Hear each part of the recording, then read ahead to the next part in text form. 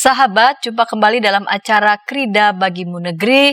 Acara ini adalah kerjasama Yayasan Komunikasi Bersama dengan Universitas Kristen Krida Wacana. Ukrida adalah tempat yang tepat untuk menyiapkan masa depan bagi anak Anda bila Anda sebagai orang tua, dan masa depan bagi Anda bila Anda sebagai kaum muda. Acara ini mengangkat berbagai macam rupa-rupa hal yang kita hadapi sehari-hari dengan melihatnya dari berbagai macam perspektif keilmuan, dimulai dari kedokteran, psikologi, ekonomi, sosial, dan tentu saja dalam perspektif iman Kristen. Dan pada episode kali ini kita mengambil tema pasca kecelakaan atau sakit berat, apakah masih bisa bekerja? Bersama dengan kita sudah hadir narasumber Dr. Yohanes Hudiono, MS, SPOK, subspesialis toksiko. Selamat datang di studio. Saya panggil Dr. Hud saja ya, dokter. Ya, panggil saya Dr. Hud. Dr. Hudiono biasa akrab dipanggil Dr. Hud. Ya, Dr. Hud di sini spesialis kedokteran okupasi dan subspesialis toksikologi. Boleh secara umum diberikan penjelasan ini, Dr. Hud sehari-hari ini menangani hal apa saja begitu berkaitan dengan keilmuan dokter? Baik, sahabat YKB, sampai salam jumpa kembali dalam Krida Bagimu Negeri. Jadi izinkan perkenalkan saya Hudiono, mengenai spesialisasi yang tadi disebutkan Ibu Santi, itu adalah bidang ilmu kedokteran okupasi yang menangani sehari-hari masalah-masalah kesehatan dan keselamatan kerja, termasuk juga di situ kecelakaan kerjanya. Ya, jadi kita memang dilatih dalam program pendidikan yang mengkhususkan bidang kedokteran untuk kesehatan pekerja, ya, karena hampir semua masyarakat kita ini bekerja, ya. Jadi kalau menurut data statistik sampai sekarang ini sudah lebih dari 125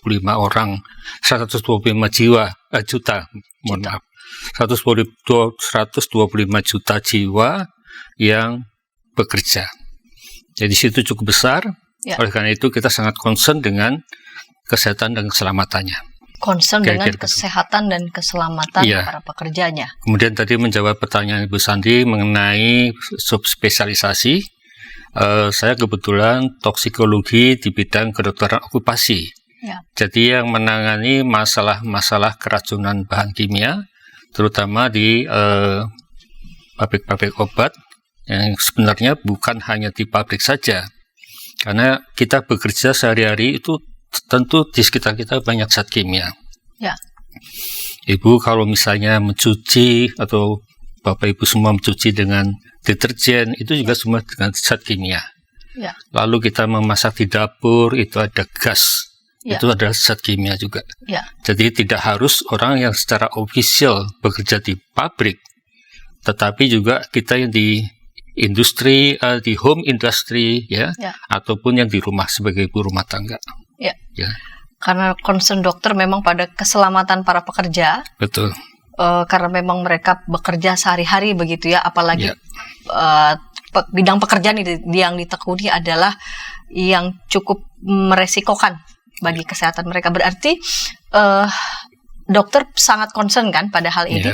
Berarti dokter memberikan saran, nasihat kepada para pengusaha atau perusahaan yang memang mereka ingin mendirikan pabrik atau badan-badan usaha lain, lalu kemudian sebelum mereka merekrut para pekerja, hal apa begitu yang harus mereka lakukan untuk meminimalisir begitu ya, Dok ya? Iya, benar sekali Bu Santi bahwa pekerja itu sebenarnya tidak terbatas pada pekerja yang formal. Formal itu dalam arti kata ada pabriknya, ada besar maupun ada papan namanya dan sebagainya. Tapi juga sektor informal, di mana pabrik tempe tahu misalnya, pabrik sepatu yang dikerjakan secara manual di kampung-kampung, itu juga sangat terpajan dengan hal-hal yang berisiko. Itu juga ya demikian pula untuk yang tadi saya sampaikan, sebagai ibu rumah tangga pun kita tidak bisa lepas dari kemungkinan kecelakaan kerja maupun penyakit akibat kerja di rumah kita masing-masing. Ya, jadi memang itu bidang saya, dan kalau misalnya di perusahaan formal yang saya pernah bekerja, itu memang kita melakukan penilaian dulu sebelum saya mulai bekerja. Melakukan penilaian pada keseluruhan proses di pabrik tersebut, ya, mulai dari bahan baku datang, kemudian bagaimana disimpannya, kemudian diprosesnya. Dalam pemrosesan pun kita melihat berbagai tahap, ya, kemudian sampai hasil akhir, serta akhirnya di delivery ke customer, ya, itu semua prosesnya kita lihat. Berarti kita lihat dari awal, betul ya? Betul, sampai selesai kita lihat dari semua aspek kedokteran okupasi. Misalnya bagaimana cara mereka bekerja, apakah mereka secara ekonominya baik, apakah mereka duduk atau bekerjanya itu dalam posisi yang janggal, ya, lalu kemudian bagaimana mereka bekerja di dalam suatu ruangan dengan temperatur yang sangat tinggi, ataupun kebalikannya sangat dingin, misalnya di dalam suatu cool room, ya, misalnya, atau kamar pendingin, lalu ataukah mereka juga terpajan dengan bising yang sangat kuat, misalnya di pabrik-pabrik yang menggunakan mesin-mesin dengan suara yang keras. Karena itu kalau kita tidak perhatikan, maka si pekerjanya dalam sekian tahun akan menjadi tuli. Atau bahkan misalnya orang yang bekerja mengenai pengelasan. Ya. Itu pun kalau kita tidak melengkapi perlindungan terhadap matanya, itu bisa menjadi buta. Ya, selama ini kalau kita melihat tukang las kebanyakan menutupi dengan kacamata khusus, ya, atau topeng gitu, ya. Tetapi juga dilupakan bahwa logam yang kita las itu mengeluarkan uap yang akan terhirup. Nah, itu pun seringkali dilupakan, ya, tidak diproteksi. Harusnya mereka menggunakan alat pelindung diri untuk saluran napasnya. Jadi hanya tidak diproteksi matanya, tapi juga diproteksi parunya dan seterusnya. Kira-kira demikian, Bu. Jadi kalau prinsip-prinsip itu yang berkaitan dengan keselamatan kerja tidak dipenuhi, maka dokter bisa menyampaikan ini tidak direkomendasi. Begitu? Betul. Dan biasanya kita memberikan saran apa yang harus kita lakukan. Gitu, ya. Idealnya apakah mesti harus ada selalu dokter yang begitu stay begitu, lalu kemudian katakanlah mengawasi, katakanlah dalam sebuah ruangan gitu, kalau yang udah suhu panas idealnya berapa orang yang bisa masuk, atau kebalikannya kalau suhu dingin berapa orang yang masuk, mengontrol juga itu semua. Benar, Bu. Jadi memang kita punya parameter-parameter untuk tingkat keamanan. Jadi misalnya seseorang, katakan kebetulan saya bidangnya di bahan kimia, itu bekerja dalam suatu ruangan dengan suatu zat kimia. Apakah zat kimia itu pasti berbahaya bagi tubuh kita? Belum tentu. Ya, dalam konsentrasi tertentu yang sangat minimal, umumnya tidak masalah. Kita mengenal apa yang disebut sebagai nilai ambang batas. Sepanjang tidak dilewati ambang batas tersebut, maka umumnya manusia masih bisa mentoleransi. Tapi itu kan tergantung juga jenis zatnya juga. Ada yang sangat konsentrasi dengan sedikit saja sudah bisa membahayakan. Jadi semua itu bisa kita monitor, bisa kita ukur. Ya. Seandainya sampai keracunan pun di dalam tubuhnya, kita bisa monitor apakah kita mengambil dari darahnya ataukah kita mengambil dari urinnya untuk mendeteksi apakah zat kimia tersebut sudah kadung masuk ke dalam tubuhnya.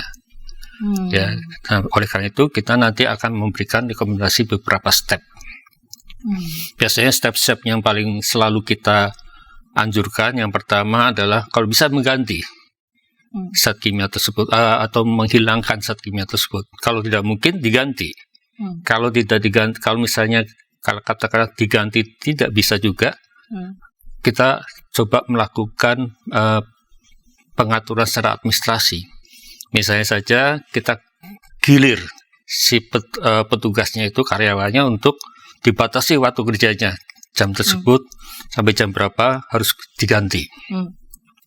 Kalau ini sampai gagal juga, nggak bisa juga, terpaksa harus menggunakan alat pelindung diri.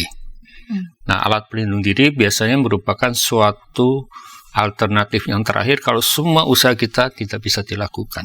Baru kemudian harus diganti. Harus sebelum mengganti kita menggunakan alat pelindung diri. Alat pelindung diri dulu. Yeah. Oh, jadi tahap-tahapnya dilakukan dulu begitu ya, Yeah. Dok, ya? Dalam rangka untuk mengevaluasi. Betul. Begitu.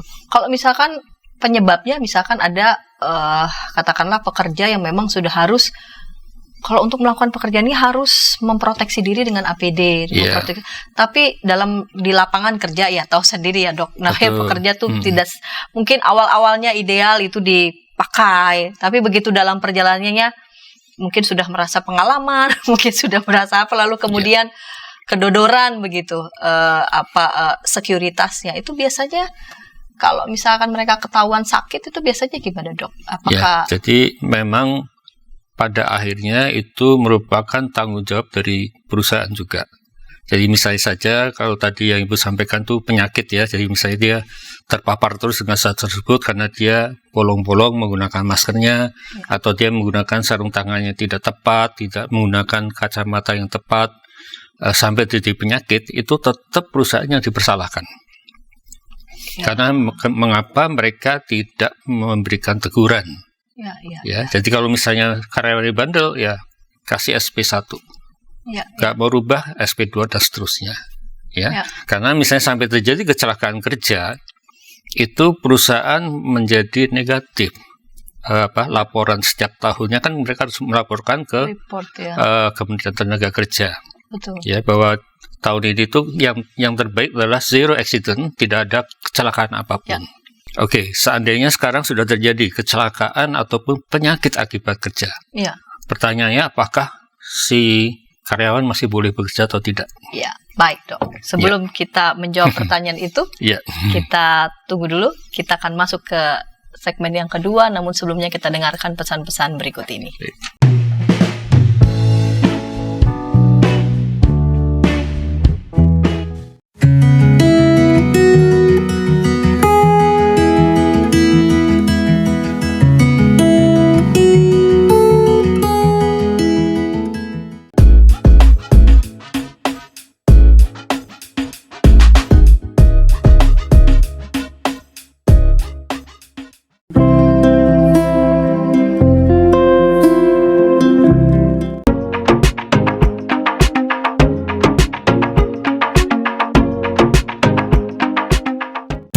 Sahabat, mari dukung pelayanan dan pekabaran Injil melalui YKB dengan membagikan link acara ini kepada sebanyak mungkin orang.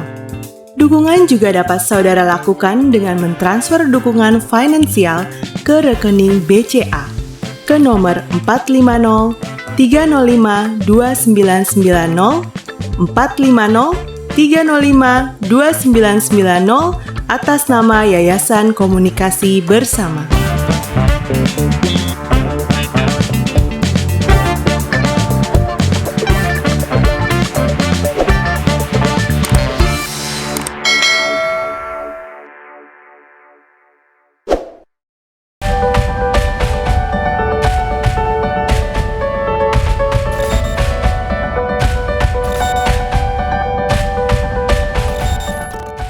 Sahabat, senang masih bersama dengan kami dalam program Krida Bagimu Negeri. Program Krida Bagimu Negeri adalah kerjasama Yayasan Komunikasi Bersama dengan Universitas Kristen Krida Wacana bersama saya sebagai pemandu acara Pendeta Santiani Manurung. Pada episode kali ini kita mengambil tema pasca kecelakaan atau sakit berat. Apakah masih bisa bekerja bersama dengan Dr. Hudiono? Dr. Hud, apa yang termasuk begitu ya digolongkan bahwa seorang pekerja itu mengalami sakit berat atau kecelakaan kerja yang berat akibat kerja yang mereka lakukan? Baik, terima kasih. Jadi untuk kecelakaan atau penyakit akibat kerja yang berat itu bisa terjadi kalau sampai misalnya pekerja itu di dalam pekerjaannya mengalami stres yang demikian berat, kemudian sakit yang tidak terdeteksi sebelumnya, misalnya seperti penyakit hipertensi dan terjadi stroke.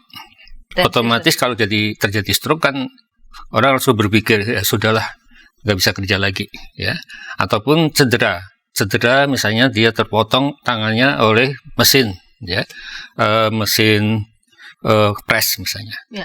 Apakah itu selesai urusan dia? Ya. Nah, apakah cukup dengan penggantian rugi saja? Ya, jadi itu sekarang kita harus bertanya kepada kita semua, ya, bahwa kalau ini adalah masalah kita bersama, ya. Jadi kalau misalnya seseorang itu sudah mengalami cedera, penyakit yang berat, ya, misalnya tadi saja katakanlah sebagai stroke contohnya, apakah masih bisa bekerja kembali? Nah, sebenarnya kalau kita melihat latar belakangnya, itu pekerja yang sakit atau kecelakaan yang berat-berat ini sudah dianggap beban dan tidak produktif lagi bagi pemberi kerja. Berarti dianggap itu tidak yang produktif lagi. Betul, itu sisi yang negatif. Ya, jadi sebenarnya kita tidak inginkan hal itu, ya. Lalu misalnya seperti data survei Angkatan Kerja di bulan Februari 2018, penduduk usia kerja itu sudah lebih dari 125 juta. Nah, kalau demikian banyak orang, kan pasti mereka juga saling berebut untuk mencari kesempatan bekerja, ya. Nah, ini kalau dilihat dari sisi pemberi kerja, ya, saya nggak mau repot, daripada ribet-ribet, yang lamar banyak kok, ya, kenapa saya mesti mikirin yang satu ini yang kecelakaan misalnya, atau yang kena stroke misalnya, ya. Jadi ini adalah dilema yang menjadi tugas kita bersama untuk melihat apakah mereka masih punya potensi untuk kembali bekerja, yang kita sebut sebagai return to work. Karena selalu kita berpikir bahwa seseorang itu kalau dia kehilangan fungsi, jadi kalau kita sebutkan berat itu biasanya dia bisa cacat, kehilangan fungsi, maupun misalnya saja dalam pekerjaannya perlu dibantu orang, ya, atau disable dan sebagainya. Jadi itu kita melihat semua potensi itu, dan apakah dari sisa kemampuannya dia masih bisa dimanfaatkan.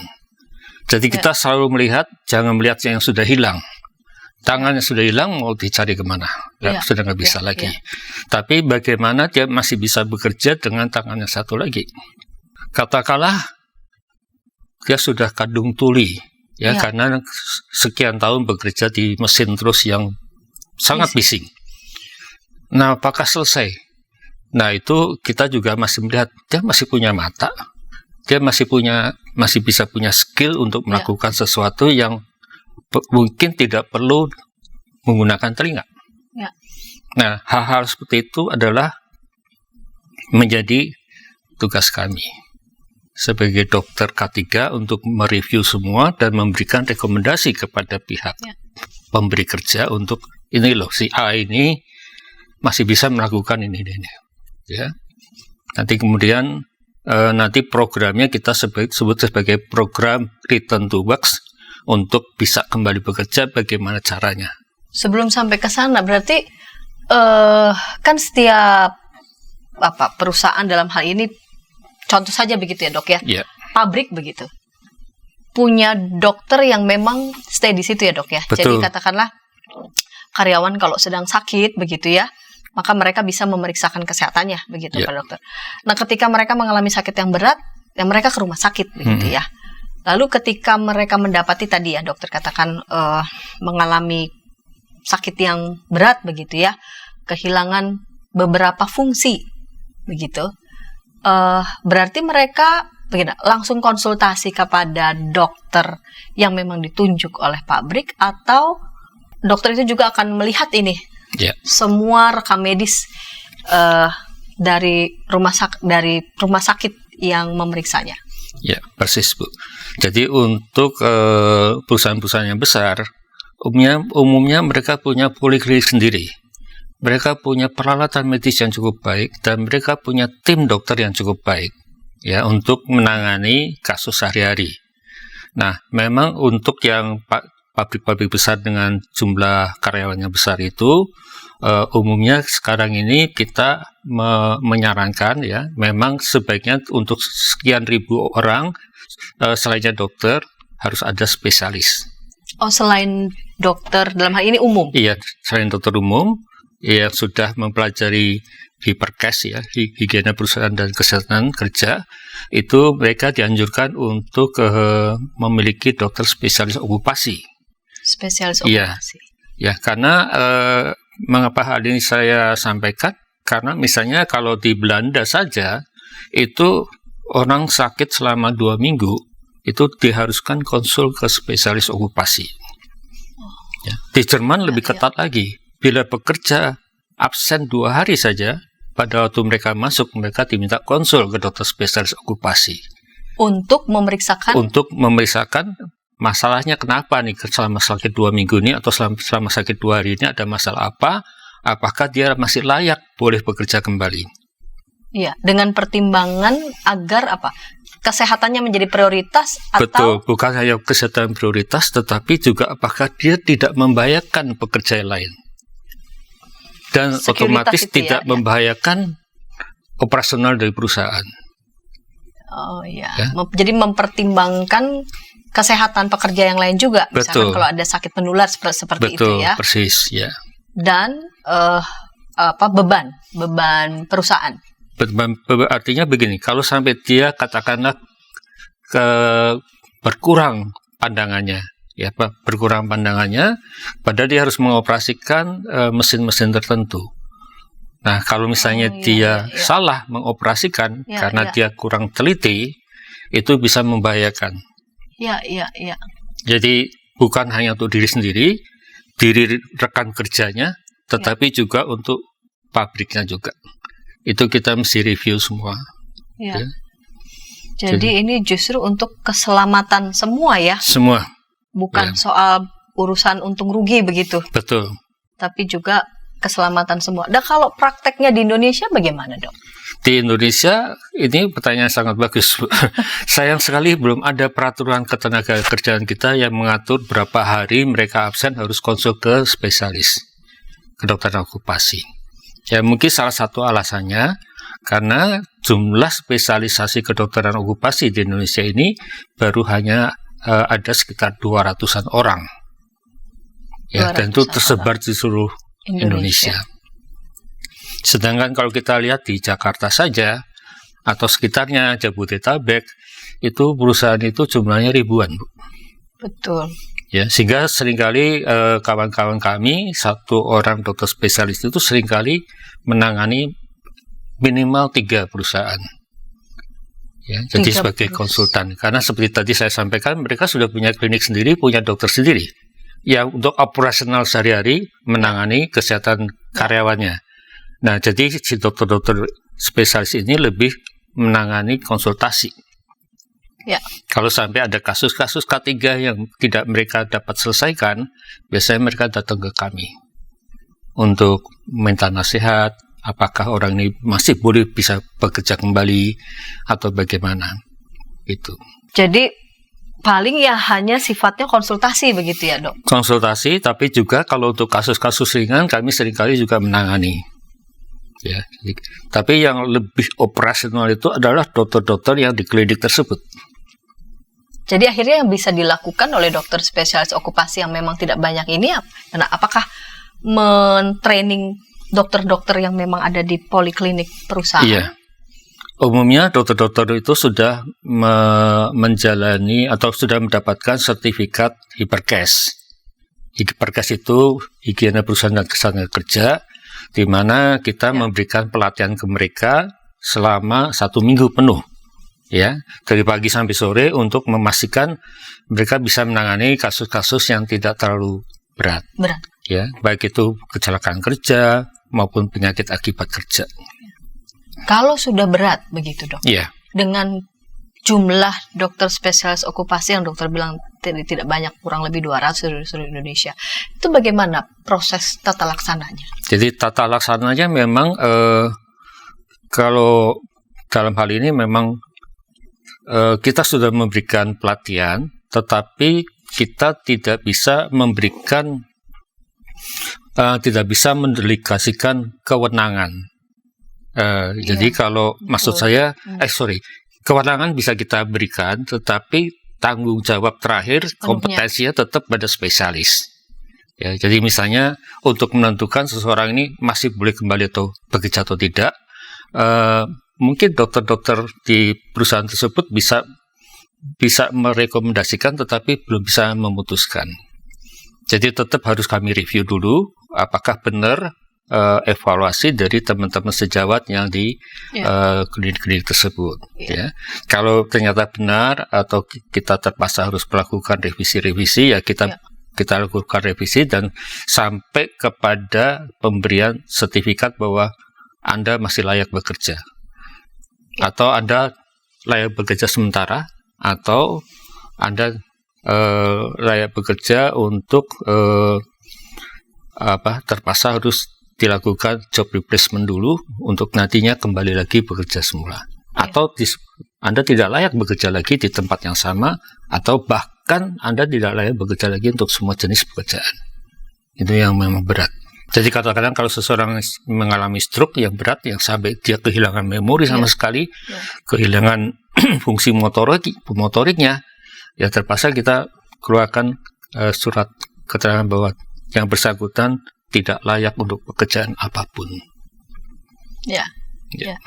Pengalaman dokter yang sudah sekian puluh tahun begitu ya di bidang ini, sejauh mana ketika dokter katakanlah menyampaikan begitu ya, menetapkan tata laksana, prosedur, memperhatikan bahwa kalau kamu fungsi penglihatanmu memang terganggu tapi masih bisa untuk pekerjaan yang lain, sejauh mana itu tarik ulurnya begitu ya dok, dengan pekerja maupun juga dengan perusahaan. Iya, betul sekali Ibu, bahwa kita itu harus berdiri di tengah antara pengusaha dan karyawan. Kita harus memastikan bahwa apa yang kita lakukan, kita rekomendasikan itu adalah berbasis ilmiah, evidence based. Jadi biasanya kita akan melakukan tahapan-tahapan. Misalnya yang pertama adalah kita harus tahu dulu uraian tugas dari si karyawan tersebut. Kita sebut sebagai job testnya ngapain aja sih, ya. Anda sehari-hari melakukan apa aja, dari mulai datang dari rumah, mulai kerja sampai pulang kembali. Lalu tuntutan pekerjaannya kita harus tahu. Dia harus mampu apa? Katakan seorang pekerja yang bekerja di ketinggian, dia harus punya keseimbangan yang baik. Ya, dia nggak punya keseimbangan, ya, kemungkinan jatuh akan besar sekali.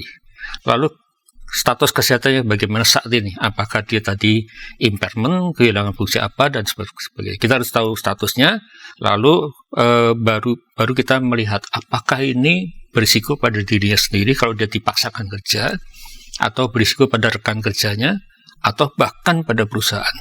Jadi tahapannya cukup banyak, Bu. Cukup banyak, dok. Baik, dok, kita tahan dulu. Kita lanjutkan di segmen yang ketiga, namun sebelumnya kita dengarkan dulu pesan-pesan berikut ini.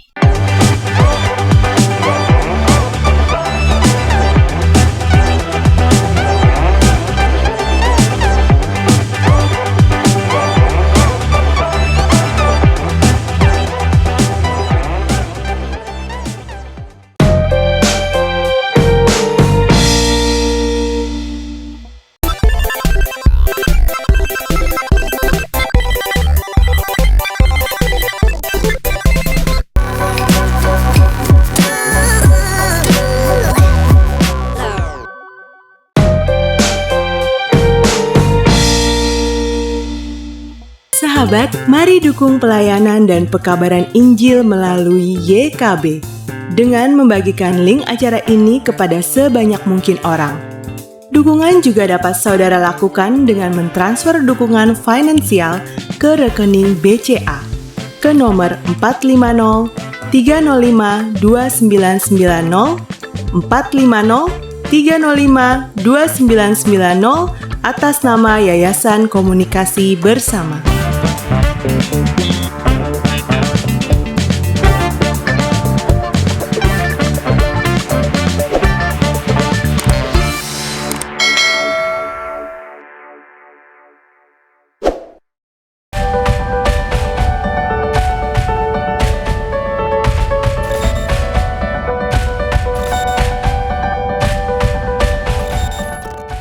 Sahabat, senang masih bersama dengan kami dalam program Krida Bagimu Negeri. Saat ini kita mengambil tema pasca kecelakaan atau sakit berat, apakah masih bisa bekerja?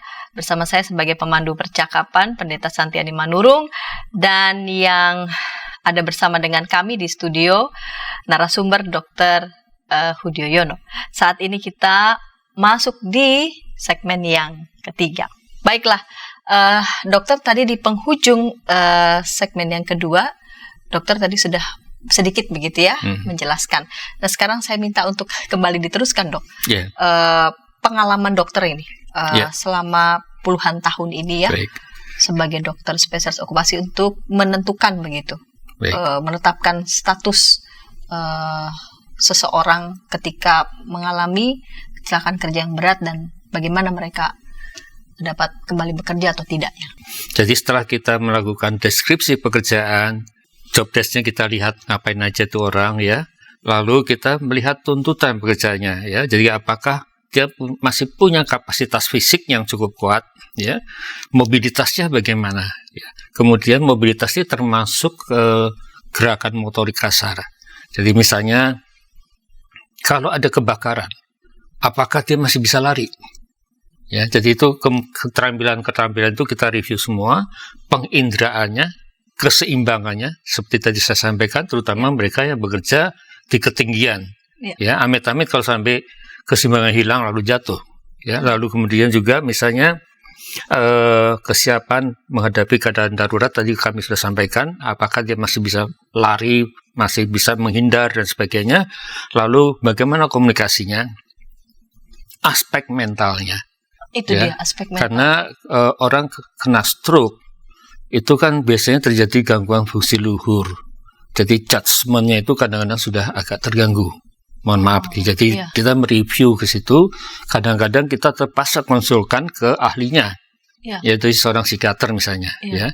Nah, dari psikiater hanya memberikan rekomendasi orang ini status mentalnya seperti ini. Nah, kami yang menentukan apakah kira-kira orang ini masih layak bekerja atau tidak. Ya, lalu misalnya saja aspek organisasi. Apakah organisasi kerjanya itu masih mau menerima yang bersangkutan? Apakah bosnya tidak keberatan ya dengan situasi seperti ini ya? Dan kemudian aspek lingkungan kerjanya, apakah membahayakan dirinya atau tidak? Kemudian juga aspek temporal, artinya dia masih sanggup nggak shift kerja pagi atau siang atau malam? Kan pekerja pabrik itu bisa dibagi 3 shift ya, itu aspek temporal. Lalu aspek ergonominya, bagaimana dia harus duduk bekerja. Kalau misalnya seseorang itu harus bekerja di meja, padahal misalnya mohon maaf kakinya teramputasi karena suatu kecelakaan ya. Nah, apakah kita bisa melakukan penyesuaian-penyesuaian di tempat kerjanya? Misalnya supaya kita atur duduknya supaya dia masih bisa melakukan pekerjaannya ya. Lalu setelah ini semua kita lihat kondisi medisnya saat ini, apakah ada tadi seperti impairment, disability atau handicap. Karena ini semua membutuhkan, kalau dia ada handicap artinya dia membutuhkan orang lain untuk membantu ya. Nah, apakah tadi kita lihat kembali organisasinya, apakah memungkinkan ada teman yang mau secara loyal membantu dia setiap hari. Nah, itu kan jadi pertanyaan juga. Lalu mempertimbangkan toleransi dari baik itu tadi saya sudah sampaikan, dari atasannya, dari teman kerjanya, dan akhirnya kita menentukan statusnya. Statusnya itu bisa fit to work, artinya nggak ada masalah, dia bekerja kembali, kita keluarkan sertifikat. Ya, atau dia fit to work temporary, sementara. Ya, katakanlah seorang dengan kasus TBC misalnya, ya, mungkin dia temporary saja, dia kita obatin dulu. Biasanya pengobatan TBC butuh waktu lama 6 bulan. Tapi apakah dalam 6 bulan itu dia harus nggak boleh kerja? Ya, umum kita berpikiran bahwa mungkin kesepakatan dari para ahli juga mengatakan bahwa dalam pengobatannya rutin sekitar 3 minggu, dia sudah tidak berpotensi menularkan. Ya. Nah, oleh karena itu, barangkali cukup istirahatnya temporary saja selama 3 minggu. Ya, kemudian dia boleh bekerja kembali. Lalu misalnya disebutkan sebagai unfit untuk pekerjaan ini. Unfit atau tidak layak bekerja untuk pekerjaan ini, ya terpaksa kita merekomendasikan bidang lain. Ya, itu kita diskusikan dengan pimpinannya. Bidang lain kalau memang ada bidang itu dan ada di pabrik itu dan dianya juga sanggup melakukan. Ya. Kemudian yang terakhir adalah tidak layak bekerja. Ya. Dan tidak layak bekerja, kita biasanya tidak perlu memberikan sertifikat apapun. Ya. Kita mohon maaf bahwa yang bersangkutan tidak bisa melakukan pekerjaan apapun. Misalnya tadi pada stroke yang berat. Jadi memang ini tarik ulurnya, tadi Ibu sempat menyinggung tarik ulur antara pimpinan dengan karyawan. Itu akan lebih mudah kita membela karyawan kalau skillnya karyawan itu hanya satu-satunya di perusahaan itu. Berdasarkan dari pengalaman dokter ya? Pengalaman. Jadi misalnya seseorang ahli IT, kebetulan nyari IT baru nggak gampang misalnya ya. Kalau sekarang IT banyak sekali ya. Iya. Tapi sekarang seperti ini, waktu siaran seperti ini, ada orang-orang yang sudah sangat ahli untuk menjalankan siaran-siaran ini. Kita nggak gampang mengganti, Bu. Ya. Tapi untuk hal-hal secara umum, perusahaan lebih memilih apa? Lebih baik mengistirahatkan, tidak bekerja, dengan mempertimbangkan aspek keseluruhan, Kak? Iya, biasanya perusahaan itu kalau dia memang sudah meng-hire seorang dokter spesialis okupasi sebagai konsultannya, biasanya mereka akan nurut apa yang kita sarankan. Jadi kalau kami mengatakan temporary unfit, artinya kita boleh memberikan dia istirahat dulu dan suatu saat dia boleh kembali ke pekerjaan semula. Berapa batas minimal begitu ya antara pihak perusahaan ini dengan dokter memberikan saran bagi pekerja yang memang membutuhkan proses pengobatan yang cukup panjang sampai harus konsultasi lagi? Iya. Kalau dari sisi itu biasanya itu sangat tergantung dari masing-masing perusahaan. Tapi jangan lupa Ibu bahwa sekarang ini kan sudah ada asuransi. Biasanya mereka bisa menggunakan asuransi tersendiri dari perusahaan ataupun BPJS. Ya. Nah, BPJS-nya adalah BPJS Ketenagakerjaan. Karena BPJS Ketenagakerjaan itu akan memberikan penggantian yang lebih dibandingkan BPJS Kesehatan biasa. Kalau kita dari dokter okupasinya mengatakan bahwa ini adalah akibat kerja. Jadi disitulah krusialnya. Di situ krusialnya. Kalau memang kecelakaannya atau sakitnya memang akibat kerja. Akibat kerja itu dapat penggantian lebih besar. Ya, untuk kecelakaan tertentu malah unlimited, Bu. Dari BPJS. Artinya dia selama dia berobat itu kita ganti terus. Ya. Jadi ada beberapa klausul yang memang dicantumkan di situ. Nah, cuman sayang saya bukan ahlinya untuk asuransi itu. Ada topik tersendiri nanti. Gitu. Pada saat ia sedang memang melakukan pekerjaannya. Betul. Gitu ya. Itu mendapat itu di cover dengan optimal. Begitu. Betul. Saat ini masih dianggap seseorang yang berangkat kerja kecelakaan di jalan lalu lintas itu masih dianggap karena pekerjaan. Kalau dia lewat rute yang seharusnya. Ya, demikian pula waktu dia kembali pulang, itu masih dianggap dalam pekerjaan. Dalam proses pekerjaan. Dan itu di cover begitu ya. Di cover. Optimal. Ya. Untuk perusahaan secara umum begitu di Indonesia, apakah ini sudah optimal begitu dilakukan? Ya, ini untuk perusahaan-perusahaan yang kebanyakan ya, saya tidak selalu mengatakan bahwa yang multinasional itu lebih baik. Ya. Yang multinasional kebanyakan sudah melakukan. Karena mereka akan diaudit oleh perusahaan pusatnya. Ya. Apakah mereka melakukan K3 dengan baik? Ya. Ya, jadi itu setahun sekali biasanya mereka melakukan audit. Ya. Dan itu mereka sangat khawatir dan biasanya sangat patuh. Tetapi untuk perusahaan-perusahaan lokal ada yang sangat tergantung dari komitmen dari ownernya, pemiliknya. Ada yang sangat concern ya karena mereka berpikir bahwa karyawan itu adalah aset utama perusahaan.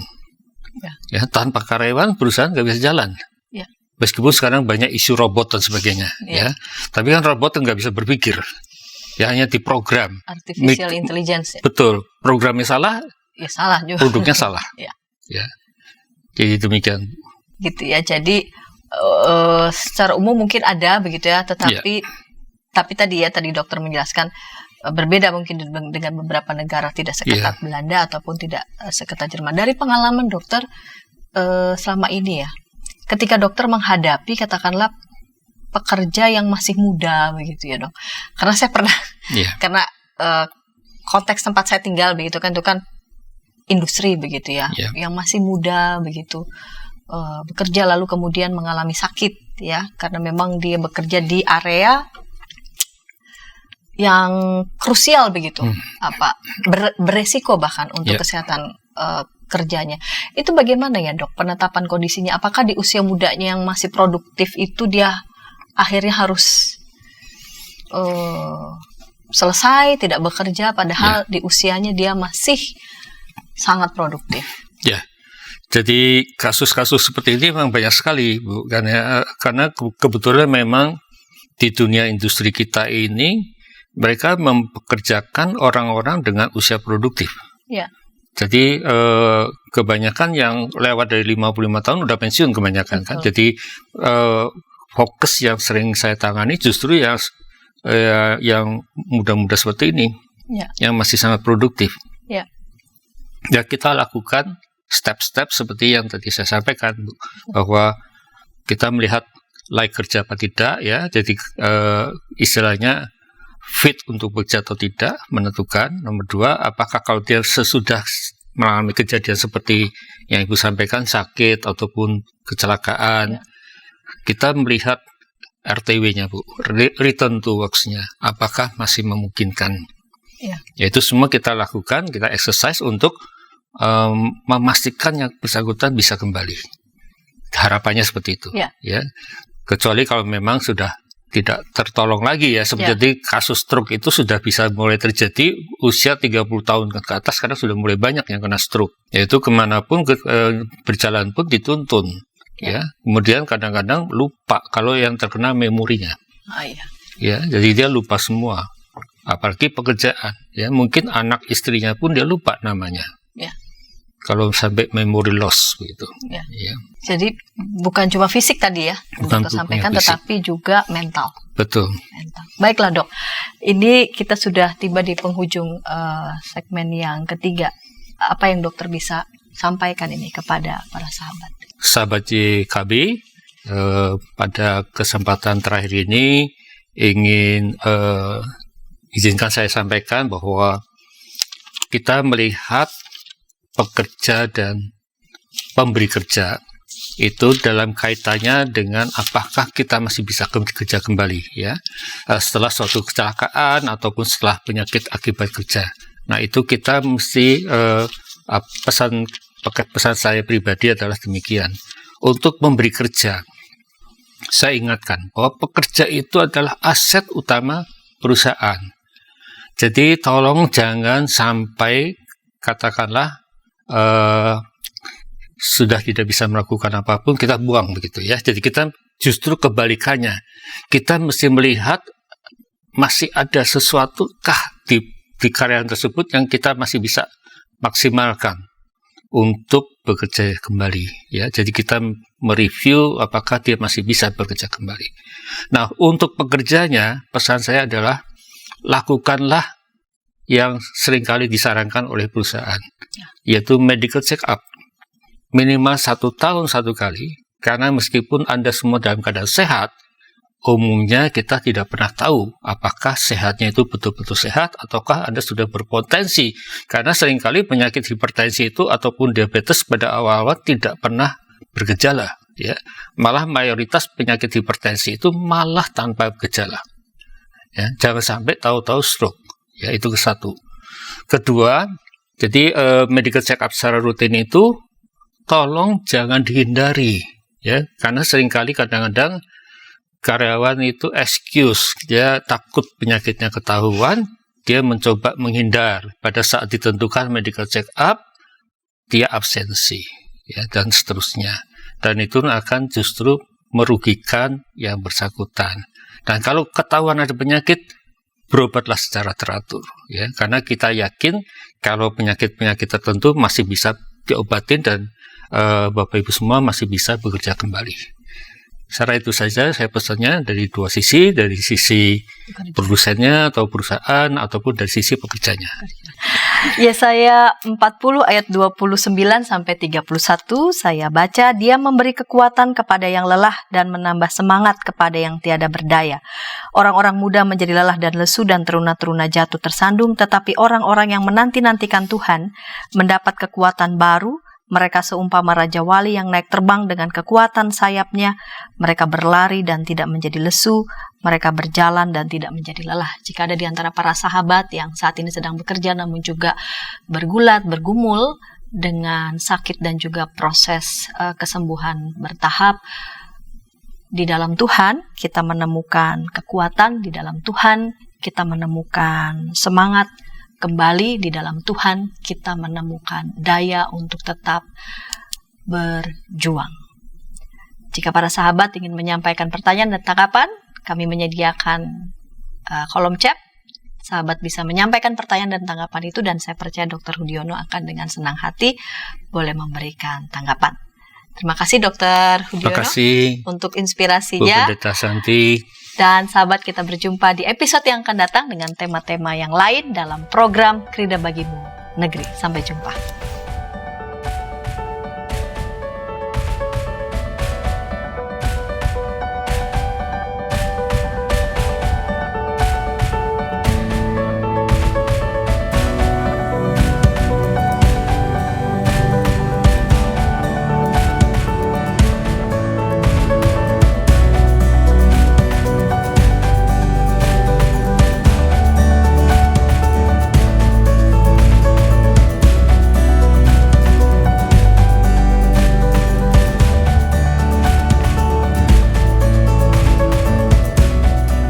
Sahabat, mari dukung pelayanan dan pekabaran Injil melalui YKB dengan membagikan link acara ini kepada sebanyak mungkin orang.